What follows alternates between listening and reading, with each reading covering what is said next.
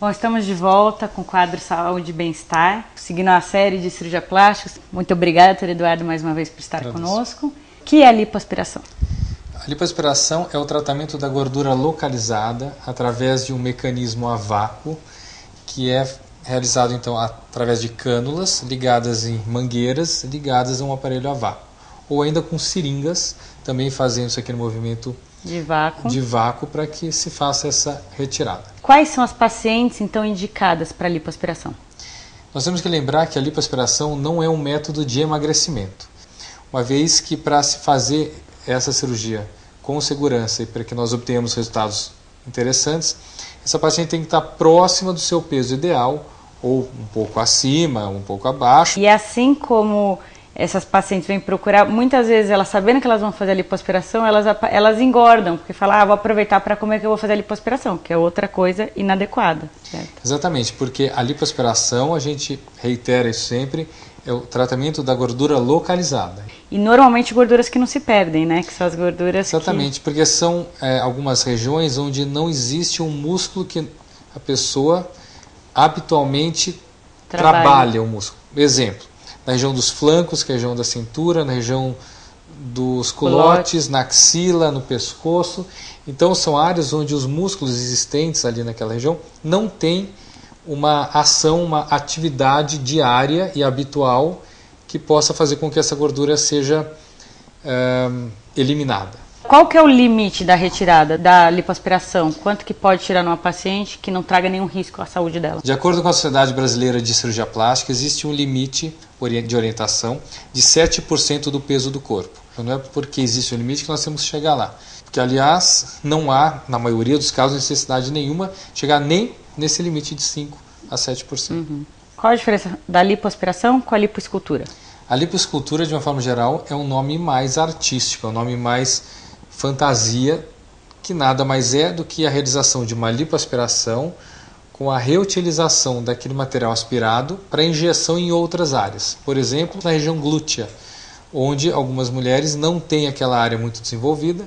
Então nós retiramos, através da lipoaspiração, o excesso de gordura em outras regiões e fazemos a infiltração, a reutilização daquele tecido gorduroso através de injeções, principalmente na região glútea ou até em outras áreas do corpo. Existem outras denominações de lipoaspiração, como Lipolite, HLPA. Quais são as diferenças entre essas denominações e a lipoaspiração que foi falada aqui? É bom que se cite isso porque o que se vende é que uma Lipolite, por exemplo, ela é mais segura do que uma lipoaspiração. Na realidade, isso não é verdade, porque lipoaspiração é um termo que, de acordo com o Conselho Federal de Medicina, é um procedimento que deve ser realizado por cirurgião plástico, com 2 anos de especialização em cirurgia geral em ambiente apropriado. Isso é uma lipoaspiração. Então existem alguns outros nomes que nada mais são do que fuga àquilo que o Conselho Federal de Medicina nos orienta. Então eles chamam de Lipolite, HLPA, hidrolipoclasia, sendo que o princípio básico é a retirada de gordura. Qual é o risco da lipoaspiração de modo geral e todas essas métodos de lipoaspiração? Lipoaspiração é uma cirurgia, então existem todos os riscos inerentes a um procedimento cirúrgico. Sejam eles infecção, inflamação, queda de pressão arterial, hipoglicemia, a falta de reposição eletrolítica, que é o sal que sai junto com a retirada do sangue.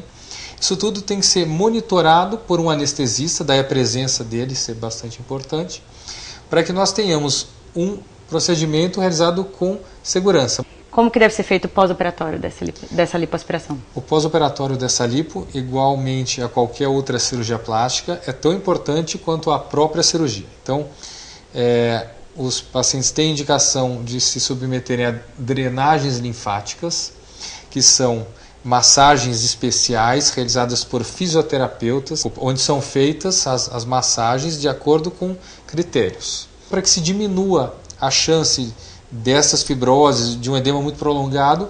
É importante o uso da cinta compressiva, bem como a realização das drenagens linfáticas. Esse acúmulo de líquido, essa fibrose, normalmente é resposta de cada indivíduo. Então, alguns apresentam uma fibrose maior, outras menores. Lembrando que a lipoaspiração, É um dos procedimentos mais realizados no Brasil, eu acho que deve chegar a aproximadamente 100 mil por ano, ou até um pouco mais que isso. 20% do número total de cirurgias plásticas. Que são quase 700 mil, como foi falado pela sociedade. Quais mais complicações ou probleminhas que podem acontecer após uma lipoaspiração? As intercorrências, melhor dizendo, mais comuns são, além do edema, do inchaço, da fibrose, essas manchas e possíveis irregularidades.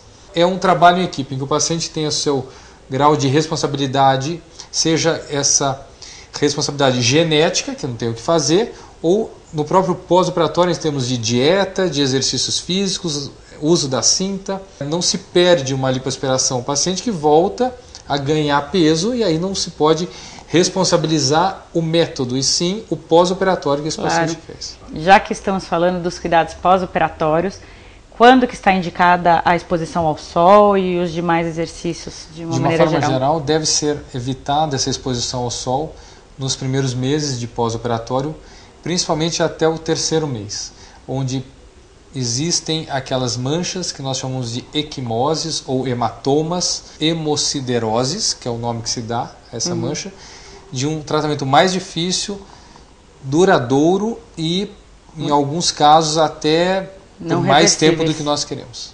Obrigada, doutor Eduardo, mais uma vez pela sua presença no nosso programa. Ele estará aqui outros dias também para continuar sobre essa série de cirurgia plástica. E então, eu que agradeço pela oportunidade.